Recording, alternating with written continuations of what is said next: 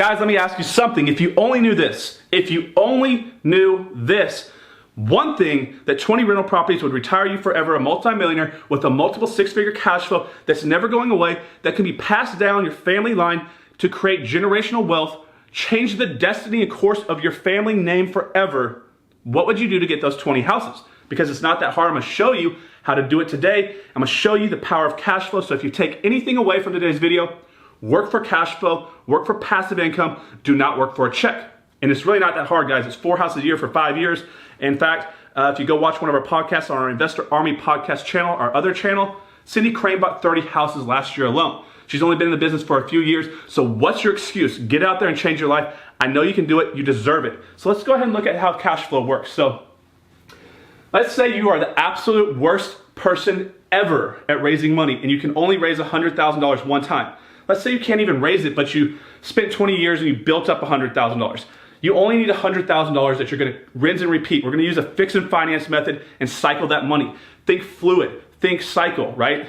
Here's what we're gonna do. We're gonna get $100,000, whether it's your money, family members loaned it to you, hard money, credit lines, however you're gonna get it. We're gonna buy a typical house in my market. And we're gonna buy it, we're gonna fix it up, we're gonna force the appreciation up so it's worth more, then we're gonna pull our money back out with a bank loan, finance out, and we're gonna use that money to buy another house, and we're gonna do this in and out until we have 20 houses, and now you're a multimillionaire, and you never have to worry about anything, and you can retire on the beach if that's what you wanna do. So, guys, this is a $70,000 house. This is pretty typical for what we do in our market. We buy a house for $70,000.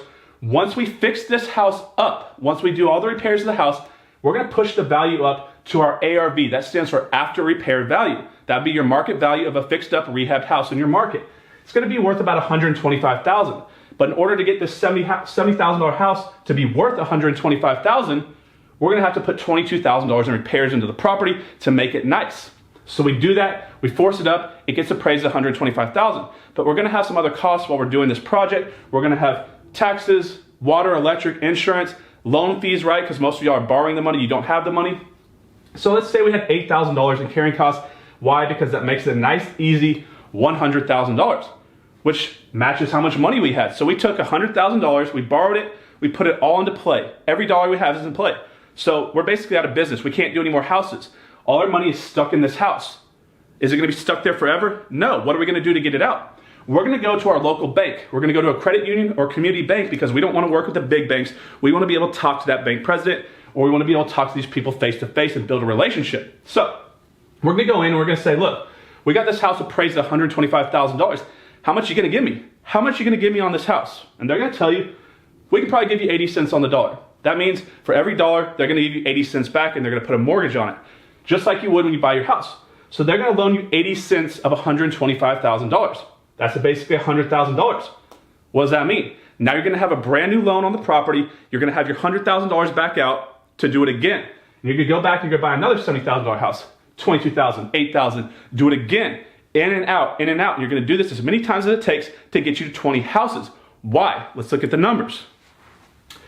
When you get a property, you're gonna have certain costs associated with it. You're gonna have your principal and your interest. That is your loan.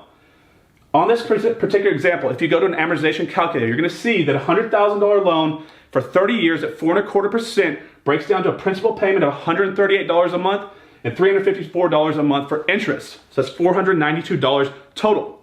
That is the actual amount. Now these numbers, I kind of messed around with them to make them work so it's an even 900, but this is gonna stand for taxes and insurance. Now that's a little bit high and they're not accurate, but guys, for example purposes, I think you get it. So total, our liability of the property without looking at vacancy loss or repairs on the property, guys, don't get distracted, don't go off in the weeds here, is gonna be $900. Now this house in my market will typically rent for $1,300, a little bit more if you're good at filling your property. So what does that mean? $1,300 minus $900 a month is you're gonna have $400 a month cash flow. This is your cash flow, passive income. This is what we're working for. That money goes into your pocket every single month. So while you go to sleep at night, you're making money.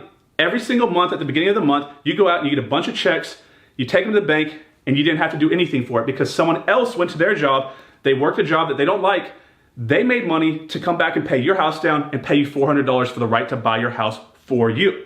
That's pretty good. That's pretty good, isn't it? So you're gonna make $400 cash flow. So what does that equate to per property? So guys, your cash flow for $400 by 12 months a year is $4,800. But let's say you have 20 houses. Let's say you didn't even do as good as Cindy did, and you only buy 20 houses, not 30 houses. Remember, she bought 30 in a year. Now, you're gonna have $96,000 coming in. $96,000. Would you want $96,000 coming into your account every year that you really didn't do much for? Now, if you want to hire a property management company, you can knock off a little bit of that and pay someone else to manage them, and you basically hands off. You don't do anything. Some people do that, and when you get a lot of houses, that's the way to do it. So you give up a little bit, but you buy back your time by giving that up. Now, you're gonna make $96,000. But here's the kicker, guys. These houses, you're only into it for $100,000, but they're worth $125,000. What does that mean? You have $25,000 of instant equity, liquid equity. So if you sell those houses, technically you could get $25,000 out, where in real life you're not gonna have full liquidation value, so you're gonna get actually a little bit less. But for example purposes, guys, let's just assume you have $500,000 in equity. So just to buy those 20 houses, you made $500,000. Most people can never even achieve a $500,000 net worth in their entire life. So if you can get 20 houses, you can do what most people can never do. And you're gonna be making $100,000 a year. Now here's the interesting thing, guys, that happens when you retire. When you retire, and in 30 years these properties pay off, what happens? This drops off and this drops off, right? That is no longer there. That's $492 gone. So let's just assume $500. So what just happened? Your cash flow doubles. You basically over doubled your cash flow. So instead of making $96,000 a year because you're making $400 a month, you're now making $500 a month. So you actually over doubled your cash flow. So now you're really making over $200,000 a year cash flow. That's never gonna go away. Never gonna go away. It's just gonna keep going. And this is assuming that you somehow mastered real estate, figured out how to buy 20 houses, and said, I bought 20 houses this year, I'm never buying another one. Guys, you're gonna stack them up. 40, 50, 60. If you get good at what you're doing, I know a lot of people who have over 100 houses, and it's not that hard once you figure it out. It's like a cookie cutter. You stamp them up, you cut them out. You figure out how to do it, you do it once, you do it again, you get better at doing it, you get done quicker and faster so you can do more. So guys, let's look at this closely, because this is why I really want you to watch this video and why you want to buy assets and work for cash flow and not for a check and not for time. So you just doubled your cash flow. So you're making over $200,000 a year. But these houses are now paid off. There's no mortgage on them, so you have them completely paid off. So they were worth $125,000 30 years ago. Now, typically most markets have gone up between 1% and 3% a year for as long as we've been tracking the market. Now, let's assume they went up 2% a year for 30 years, 60%. 60% increase in value on $125,000 is $75,000. What does that mean? Now your houses up here that are $125,000 are worth $200K a piece. $200,000. Most people brag and get so excited when they pay off their own house that they live in, because they're like, look at all this money I have. I did the right thing. I worked so long and so hard for my job and for my check and traded time. And now I've got this house where $200,000, $300,000, $400,000 or whatever it is paid off free and clear. Guys, you could have 20 or more paid off free and clear. So now you have 20 houses worth 200 grand a piece. Do the math. 10 would be 2 million, 20 is $4 million.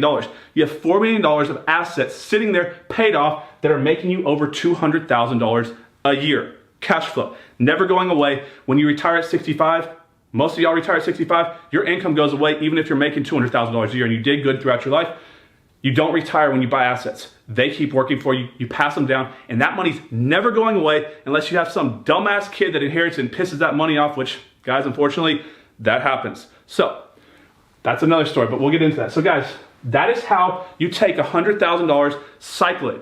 You go buy a house, you fix it up, pull your money out, buy another one, build up 20 houses, and when you retire, basically 30 years down the road, you have $4 million in assets, a couple $100,000 cash flow, and you never have to work again, and you have a very comfortable life, and you don't have to worry about anything as far as finances go.